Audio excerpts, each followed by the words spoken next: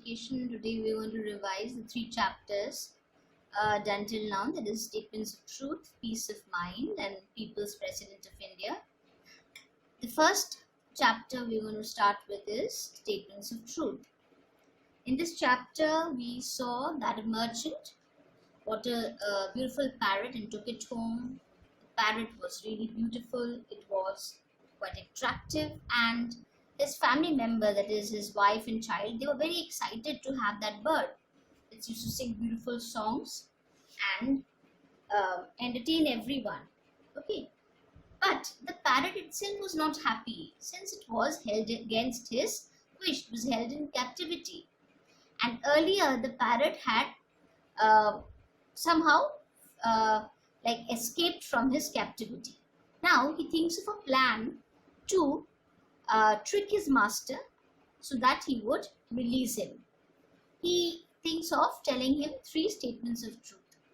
At first he approaches his master telling that, I would like you to tell 3 statements of truth. His master does not take him seriously, and he says that, why should I lose you? If I tell you the 3, if I lie the 3 truths, you asking me to release you, then why should I do so? So it's okay. Then the parrot said that, started flattering him and said that you are the wise one, you are the all-knowing one, and the master came round at last. And then he started telling his he started laid down his 3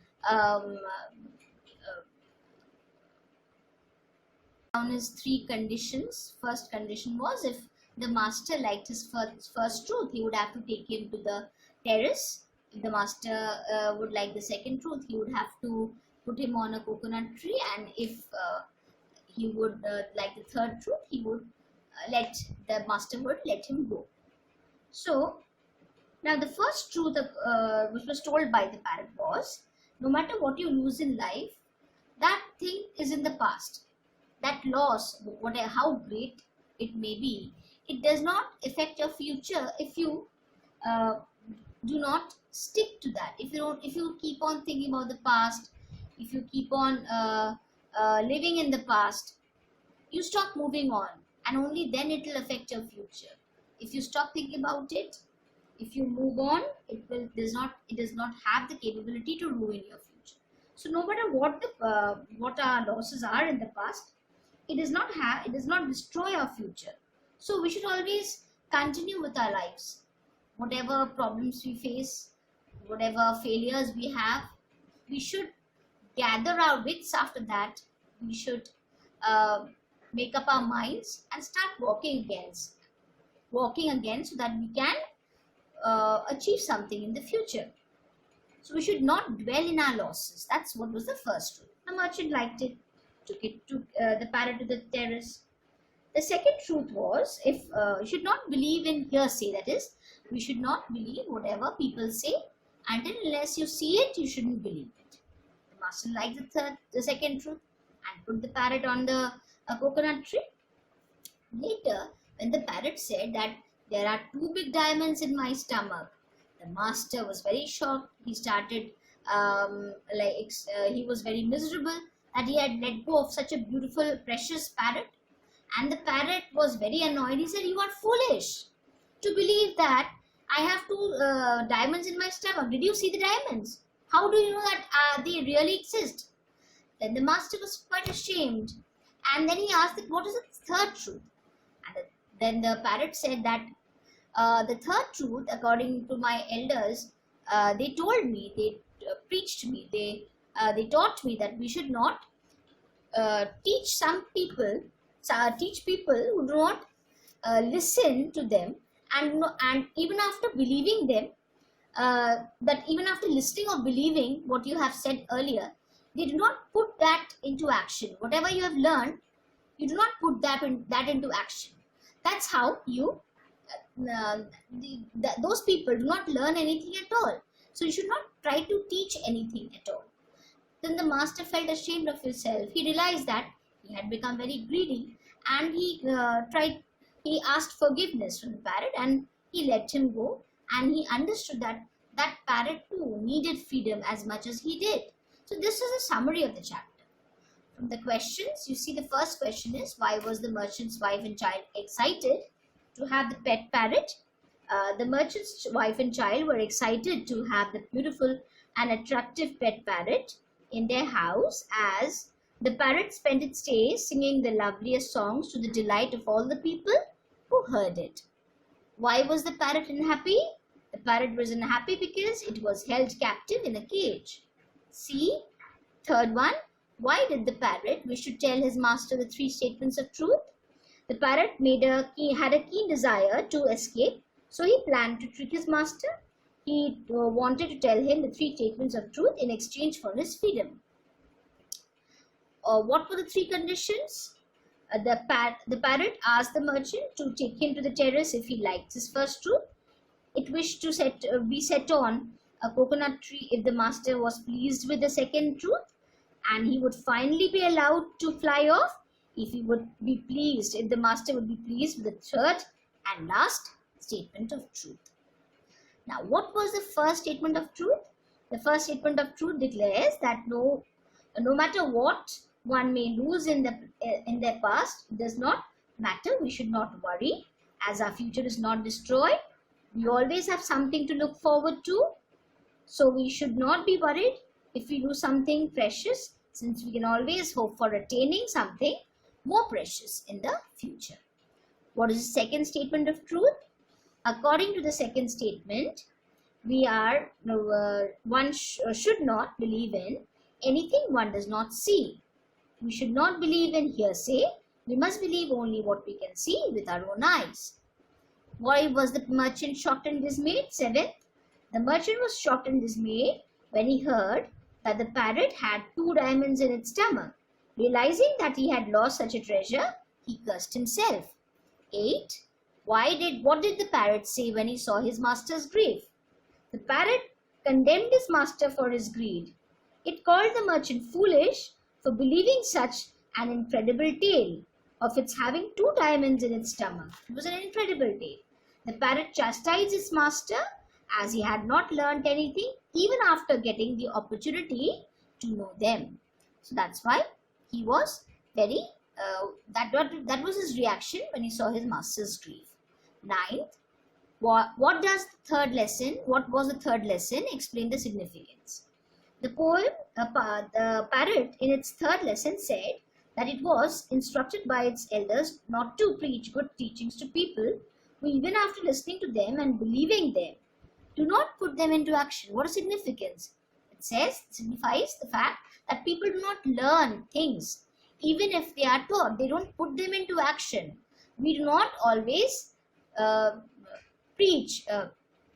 We preach things we do not profess. That means we tell others to do things that we do not actually follow. So we don't learn from the mistakes we have done. We don't learn whatever from our experiences. We simply hear them. We simply come to know, but we don't follow it in our own lives. That is the main point. That is the significance of the message here. Then, 10th one, does the merchant realize his mistake? The merchant feels ashamed of himself. He asks for forgiveness. He understands that he had become greedy, and he also realizes that freedom is important for every single person. Now, the second chapter, peace of mind. Peace of mind, this chapter deals with Buddha and his disciples. Buddha tried his level best to go to every corner, reach out to people, and to tell them make them understand about the different facts of life. But he was not well received by everyone. They traveled on foot, took up all the hazards, went out to the people, but the people did not welcome him because of many reasons. Some people did not welcome him because many people in their household took up this saffron garb, left their household in search of truth. They left their family members behind. Others, they were not interested in listening to them. Others complained that their families had quit them, and they were not very receptive of these people, but nothing deterred the Buddha. He kept on doing his work. He was a very determined kind of a person. He was very determined to do his work.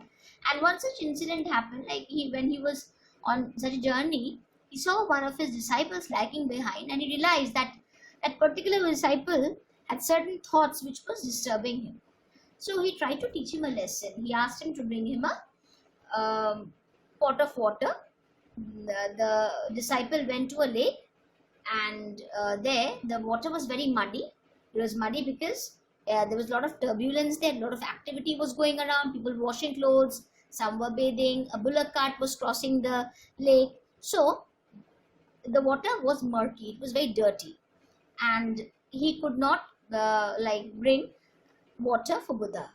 Again, after a few hours, he waited, and he went again to collect water. Then all the people who had gathered there at the lake, they had left. So the water it was no longer turbulent, and the mud in the water, it had settled down. So what happened? If the mud settled down, the clear water can be visible. So that he could then collect the clear water and bring it to Buddha. And then Buddha said that our mind is just like that, water. It's just like water.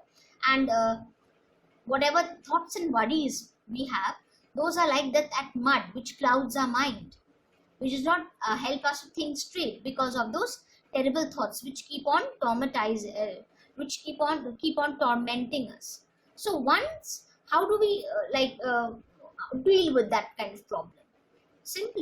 You simply have to relax. What happened to the water? After a period of time, the mud subsided by itself. No effort was made. Similarly, in this condition, when your mind is troubled with a lot of worries, you simply have to sit and relax. Give yourself some time. Let your thoughts go away, and then your mind will be clear by itself. There is no effort needed here. So this is what he taught his disciple.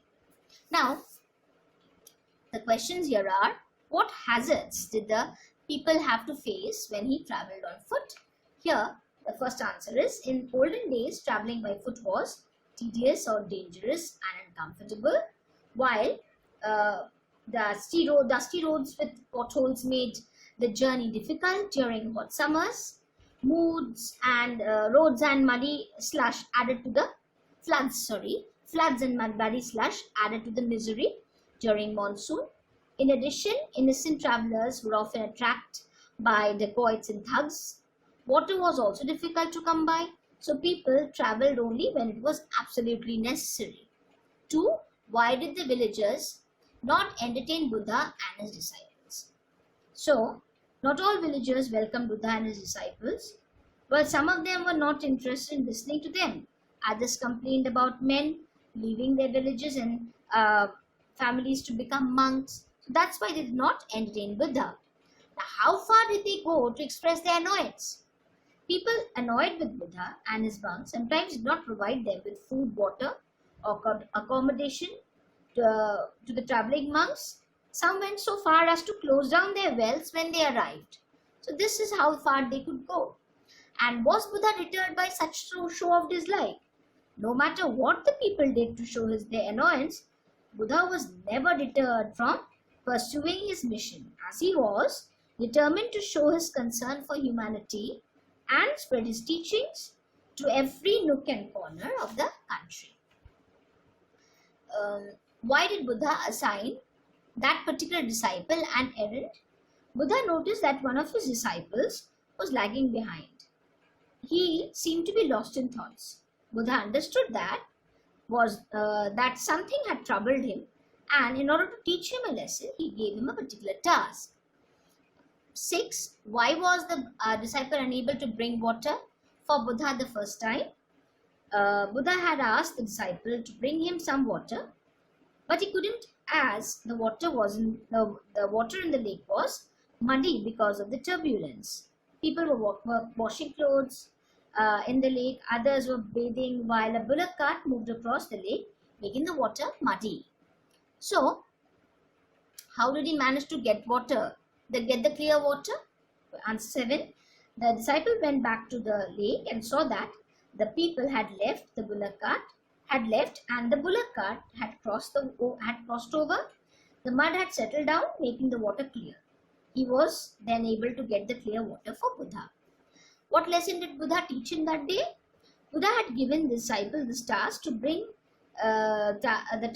him some water.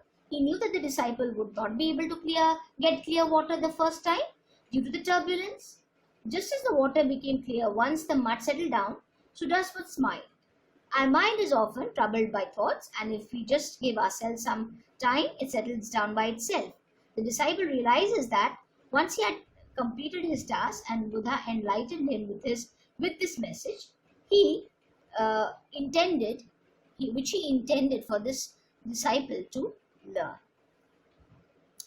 So these are the various answers which have been discussed here. And the next chapter we'll be doing is People's President of India. This deals with the Dr. Abul Kalam Azad. Dr. Abul Kalam Azad was a scientist, he was an engineer, and he was a wonderful human being. So a combination of all the good things, he was also known as the Missile Man of India because of his development of missile strategic weapons and space rocket technology.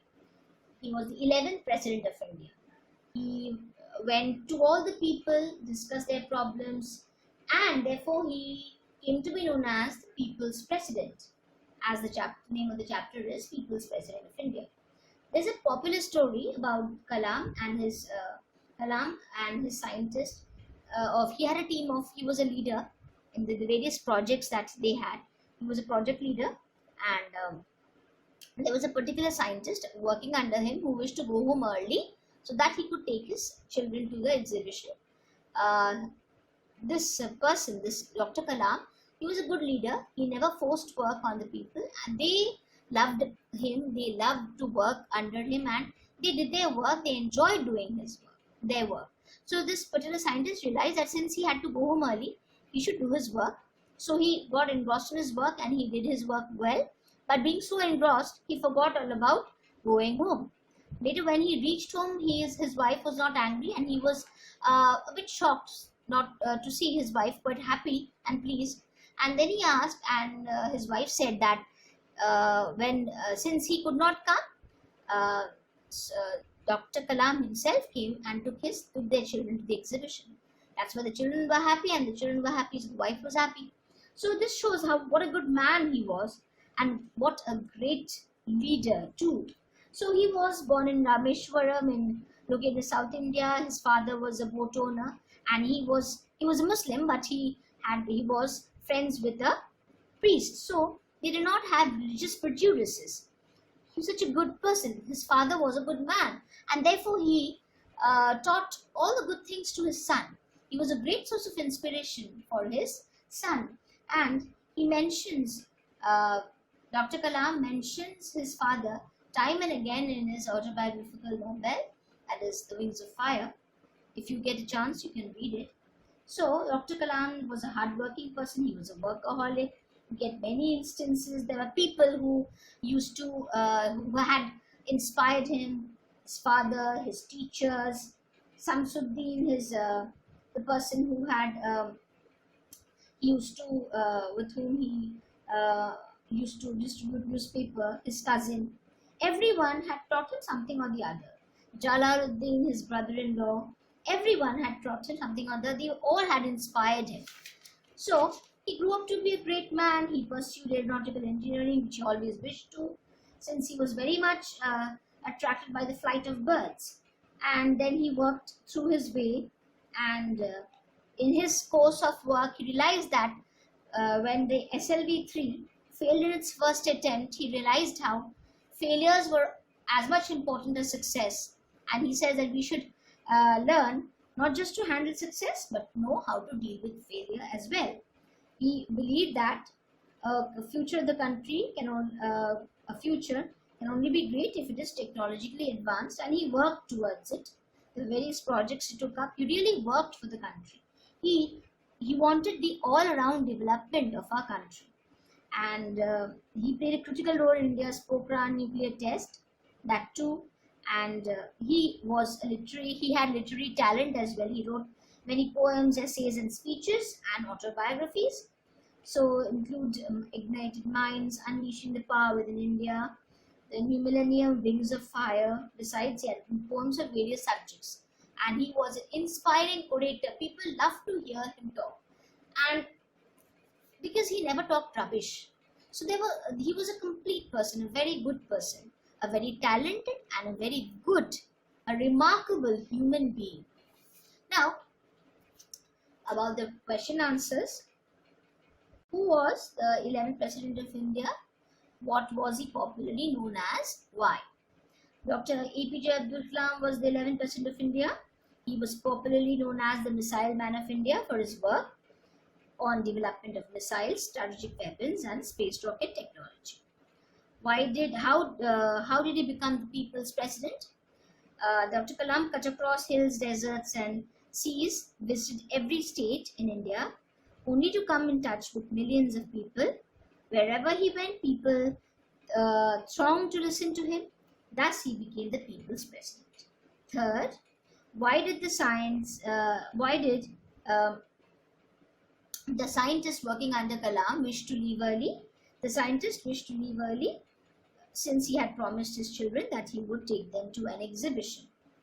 Why was his wife not angry with him?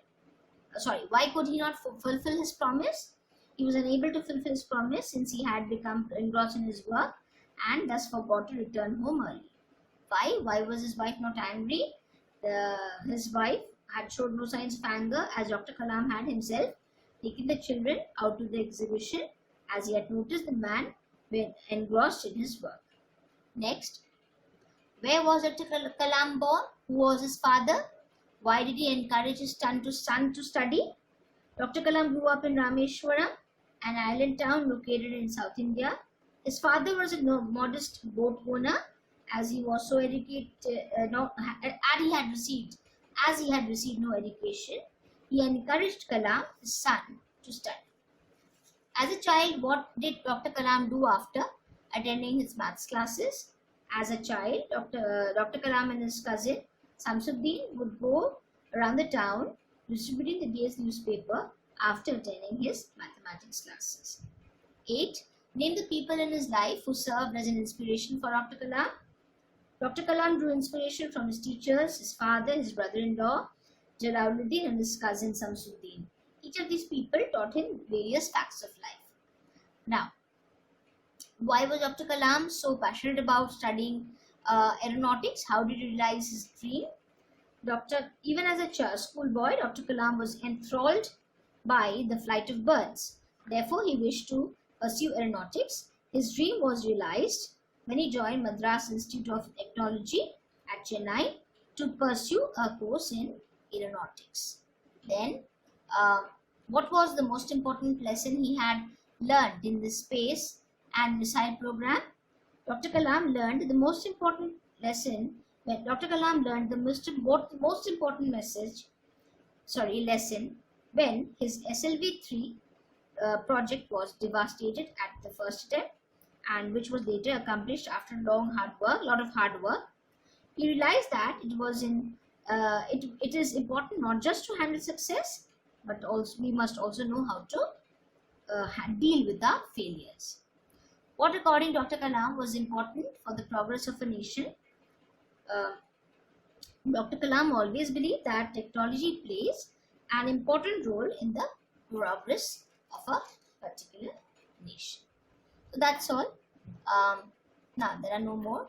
Now it's better you go through all the questions, read the chapter thoroughly. Most important, read the chapter, go through the question answers, and you'll be able to score good marks. But most important is read the chapter very well, because we have to also deal with fill in the blanks, so which usually comes for exam. So study the chapter properly, you will be able to write your own answers.